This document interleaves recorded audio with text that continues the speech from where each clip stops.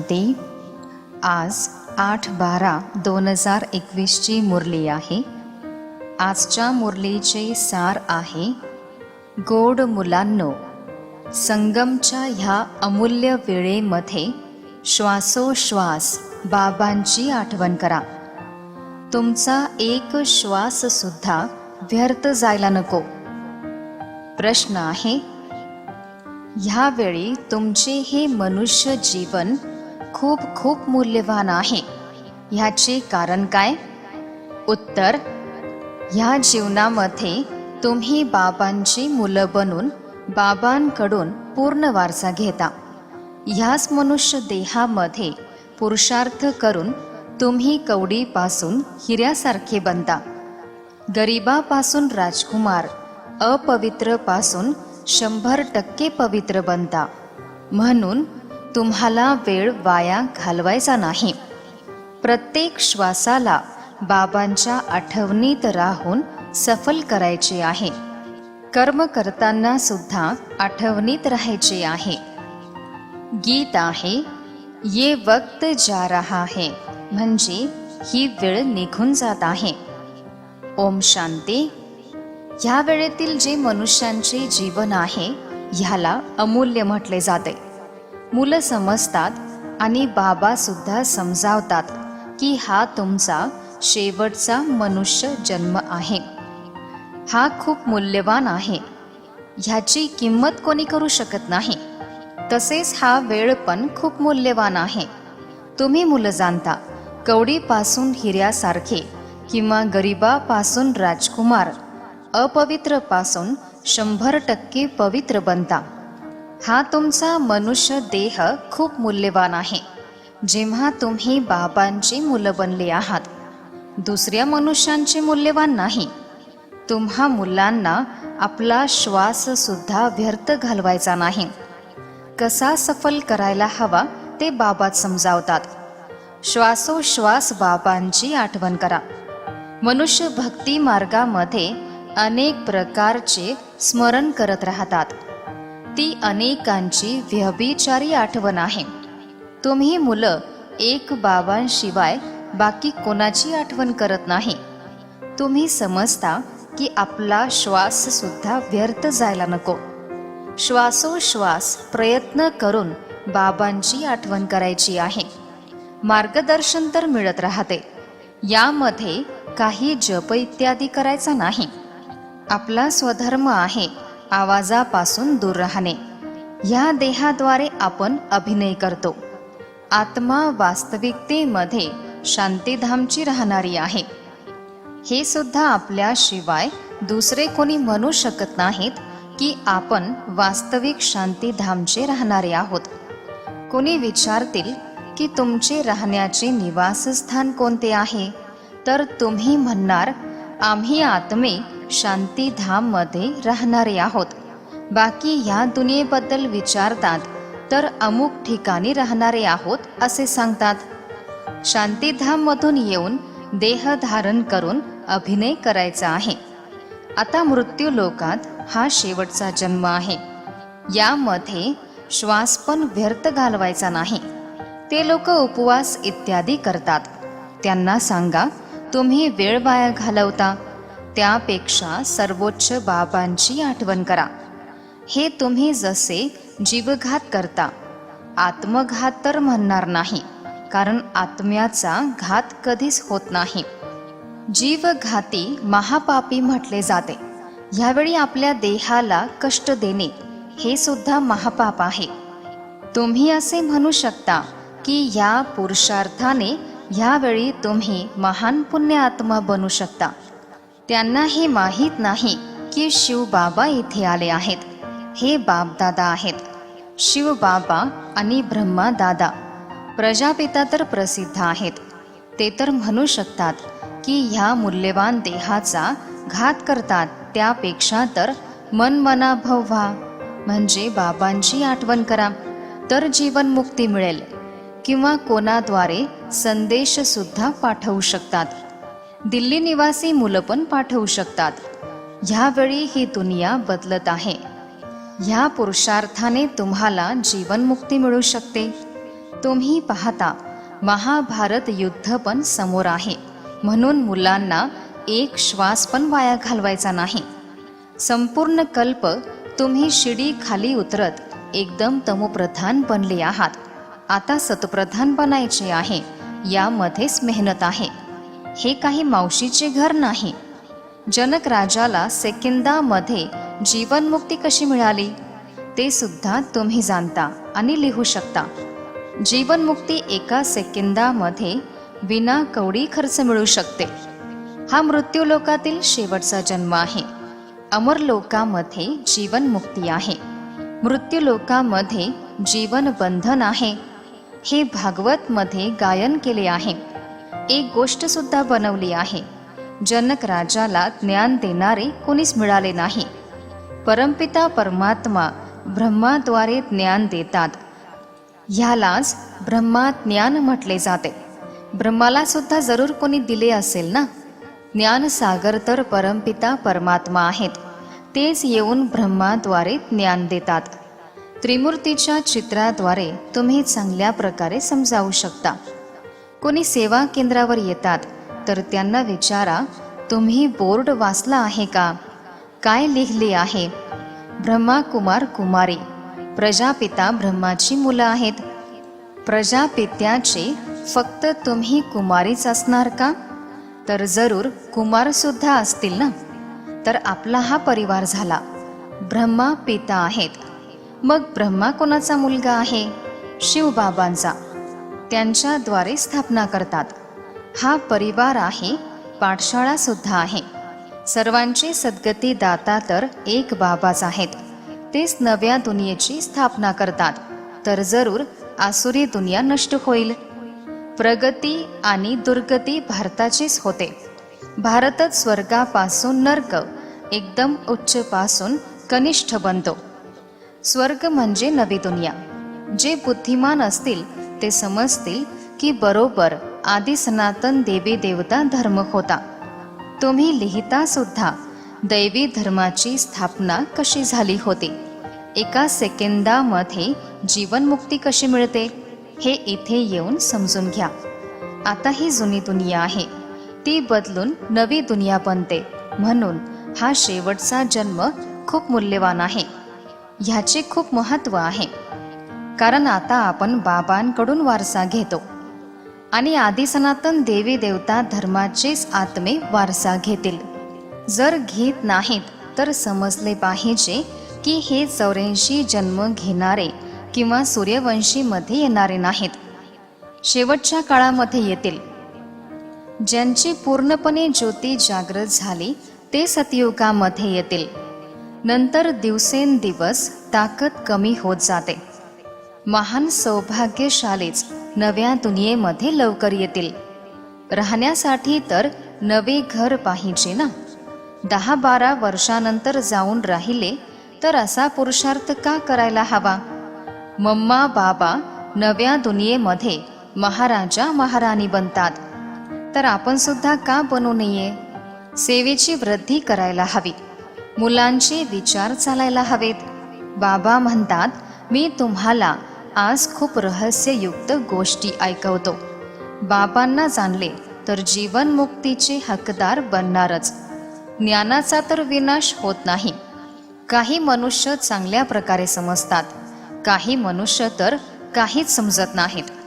काही जण तर तसेच पाहून निघून जातात आणि काही जण म्हणतात, आम्ही जरूर येणार, परंतु माया विसरायला लावते. माया मांजर पण काही कमी नाही.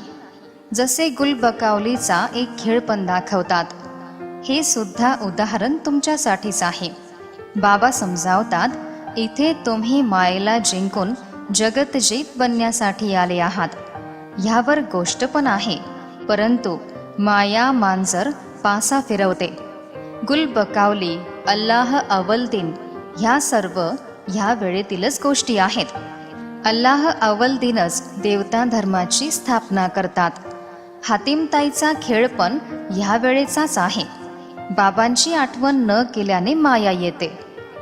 जे काही झाले आहे त्यांच्यापासून नंतर गोष्टी बनवतात आणि जे होणार आहे ते तर काही सांगू शकत नाहीत. भूतकाळात जे होऊन गेले आहे त्याचे नाटक बनवतात. कंसवध, अमृत मंथन असे अनेक प्रकारचे खेळ बनवतात. ते बिचारे जाणत नाहीत की हे विश्वनाटक किती वर्षाचे आहे. तुम्ही जाणता, मनुष्य काहीच जाणत नाहीत. जरी म्हणतात इतिहासाची पुनरावृत्ती होते, परंतु समजत काहीच नाही. बाबा तर वेगवेगळ्या प्रकारे रहस्य समजावून सांगतात. तर बुद्धीमध्ये हे बसायला हवे की आपला हा जन्म खूप मूल्यवान आहे. यामध्ये वेळ वाया घालवायला नको. हाताने काम करा आणि बुद्धीने बाबांची आठवण करा. बुद्धी तर आत्म्यामध्येच आहे ना. आत्मा म्हणते मला त्रास देऊ नका, मला दुःखी करू नका. बुद्धी समजते, निर्णय घेते. हे आपल्याला सुख देतात, हे दुःख देतात. आत्मा देहाशिवाय तर काही म्हणू शकत नाही ना. आत्मा सर्व काही शिकते. संस्कार तर आत्म्यामध्येच भरतात. आता तुम्हाला परमपिता परमात्मा शिकवत आहेत. तुम्ही जाणता बाबा ज्ञानाचे सागर आहेत. ते पतित पावन आहेत. ते भारतासाठी वैकुंठाची भेट घेऊन येतात. म्हणून वैकुंठाचे गायन आहे. सर्वांचे सद्गती दाता आहेत. त्यांचे जन्मस्थान भारत आहे. सोमनाथाचे मंदिर सुद्धा इथेच आहे. कधीतरी शिवबाबा आले होते, म्हणूनच तर त्यांचे मंदिर बनवले आहे. ते कधी आले, काय करून गेले हे कोणीही जाणत नाहीत. लक्ष्मीनारायण होते, मग ते कुठे गेले ते हे समजत नाहीत की ह्या पती दुनियेमध्येच आहेत. सतप्रधान होते, मग चक्र लावून तमोप्रधान बनले आहेत. नावरूप बदलून जाते ना. प्रत्येक जन्मामध्ये चेहरा पण बदलतो. हे पूर्वनियोजित नाटक आहे. यामध्ये जरा सुद्धा फरक पडू शकत नाही. एकमेकांचा चेहरा पण मिळू शकत नाही. बाबांना मुलांवर दया येते की मुलांनी स्वतःच्या पित्याला जाणून घ्यावे. माहिती तर होते ना. ब्रह्माकुमार कुमारींची वृद्धी होत राहील. एक दिवस असा पण येईल, अनेक लोक तुमची प्रदर्शनी पाहण्यासाठी येतील. दिवसेंदिवस नाव प्रसिद्ध होत जाईल. बाबा मोठ्या लोकांच्या मताचे पुस्तक छापतात. अनेकांना ते पाठवावे लागेल. जी मुलं सेवाधारी आहेत त्यांचे दिवसभर असे विचार चालत राहतील. ते लोक लगेच म्हणतील की ब्रह्माकुमार कुमारी येऊन भेटू शकतात. ते उपोषण इत्यादी करतात, तर 10-12 दिवसानंतर कमजोर होऊन जातात. मग ते एवढ्या गोष्टी करू शकत नाहीत. तुमच्या ज्ञानाला तर समजून घेतील आणि मानतील की बरोबर जीवनमुक्ती मिळवण्यासाठी हा रस्ता चांगला आहे. सर्वांची सद्गती दाता एक बाबाच आहेत. बाकी सर्व भक्ती मार्गाचे गुरु आहेत. गुरु तर बरेच झाले आहेत ना. स्त्रीचा पती पण गुरु आहे. कथा सांगणाऱ्याला पण गुरु म्हणतात. ह्या सर्व समजून घेण्याच्या गोष्टी आहेत. मुलांची बुद्धी सेवेसाठी खूप विशाल असायला हवी. बाबांची आठवण करून रावणावर विजय मिळवायचा आहे. श्वास सुद्धा व्यर्थ घालवायचा नाही. जे वेळ वाया घालवतात त्यांना बेसमज म्हटले जाते. बाबा म्हणतात कोणाचे जीवन हिऱ्यासारखे बनवण्यासाठी तुम्ही सेवा करत नाही, तर खूप वेळ वाया घालवता, शक्ती पण वाया घालवता. काहीच समजत नाहीत, म्हणून पत्थर बुद्धी म्हटले जाते. यामध्ये सर्व योगाची गोष्ट आहे. बाबांची आठवण करा आणि वारसा घ्या. हा अर्थ सुद्धा कोणी समजू शकत नाहीत. ते तर ब्रह्मची आठवण करतात. बाबा म्हणतात माझी आठवण करा तर विकर्म विनाश होतील. ब्रह्मतत्व पतित पावन आहे का? पतित पावन तर परमपिता परमात्मा आहेत. मग ब्रह्मतत्व कसा होऊ शकेल? बिचारे खूप भटकले आहेत. बाबा म्हणतात मुलांनो, वेळ वाया घालवू नका, बाबांची आठवण करा. बाबा जाणतात काही मुलं रात्रंदिवस खूप वेळ वाया घालवतात. दिवसभर काहीच करत नाहीत. जसे ब्रह्मा बाबा स्वतःचे उदाहरण पण सांगतात. भोजन करण्यासाठी बसतो तर बाबांची आठवण करतो. आम्ही दोघे एकत्र भोजन करतो. ह्या देहामध्ये 2 आत्मे आहेत ना. आठवण करत पुन्हा विसरतो आणि दुसरे विचार येतात. ह्यांच्यावर तर खूप जबाबदारी आहे आणि दुसरे विचार येतात, म्हणून तुम्ही जास्त आठवणीत राहू शकता. एवढी तर मेहनत करायलाच हवी. नेहमी असेच समजा की शिवबाबा समजावतात, त्यांची आठवण करा. ब्रह्माची आठवण केल्याने शिवबाबा विसरून जातील. मुलांना पहिले स्वतःचे कल्याण करायचे आहे, मग दुसऱ्यांची करायची आहे. काही जण तर असे आहेत जे दुसऱ्यांचेच कल्याण करत राहतात आणि आपले कल्याण करत नाहीत. दुसऱ्यांना आपल्यासारखे बनवतात आणि स्वतः गायब होऊन जातात. हे पण आश्चर्य आहे ना. तुम्ही हे पण समजता, तुम्ही अनुभव सुद्धा ऐकवता. बाकी कोणत्या सत्संगांमध्ये असे समजावत नाहीत. इथे पण क्रमानुसार धारणा होते. हे ज्ञान बुद्धीमध्ये धारण केले जाते. गायन पण करतात, झोळी भरा. हे ज्ञान तर बुद्धीमध्ये भरतील का झोळीमध्ये? पारस बुद्धी आणि पत्थर बुद्धीचे गायन आहे. तुमचे जीवन खूप अमूल्य आहे. यामध्ये पुरुषार्थाची खूप आवश्यकता आहे. ग्रहस्थ व्यवहारात राहून सर्व काही करायचे आहे. मग परिस्थिती पण पाहिली जाते. जरी कुमार आहेत तर पाहिले जाते की सेवा चांगली करतात, मग नोकरी सुद्धा सोडवतात. प्रत्येकाची परिस्थिती पाहून मत दिले जाते. डॉक्टर नाडी न पाहता मत देणार नाहीत. हे सुद्धा अविनाशी सर्जन आहेत. आत्म्याला मनमनाभवचे इंजेक्शन देतात. ह्यांचे हे एकच इंजेक्शन 21 जन्मांसाठी निरोगी बनवते. प्रजापिता ब्रह्माची किती मुलं आहेत, किती मोठे ग्रहस्थी आहेत. हे बेहदचे ग्रहस्थी आहेत ना. हा शिवबाबांचा रथ आहे, तर त्यांना भरपूर संपत्तीची प्राप्ती होते. बाबा म्हणतात, मी या रथामध्ये बसून ज्ञान देतो, नाही तर कसे देणार? कृष्ण तर सतयुगाच्या सुरुवातीला असतो. त्यांची आत्मा आता सावळी बनली आहे. तर ब्रह्माच्या अनेक जन्मानंतर शेवटच्या काळात मी प्रवेश करतो. म्हणूनच भाग्यशाली रथाचे गायन आहे.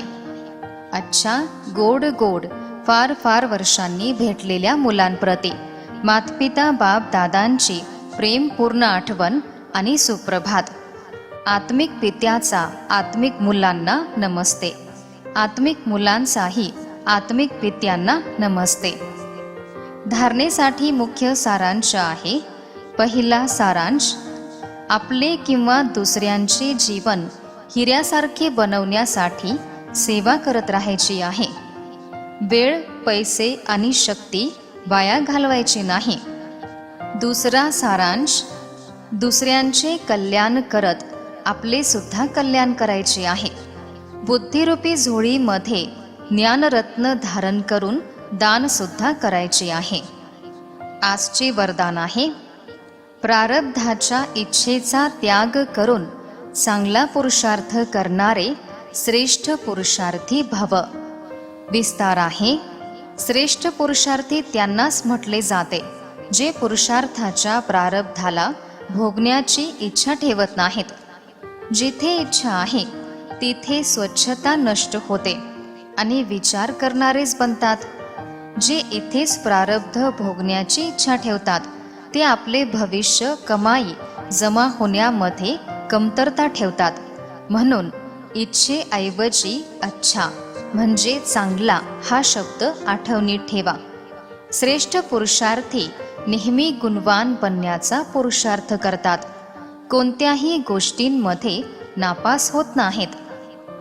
आजचे बोधवाक्य आहे, साधन कमळ फुलासारखे बनून वापरा, कारण हे आपल्या कर्मयोगाचे फळ आहे. ओम शांती.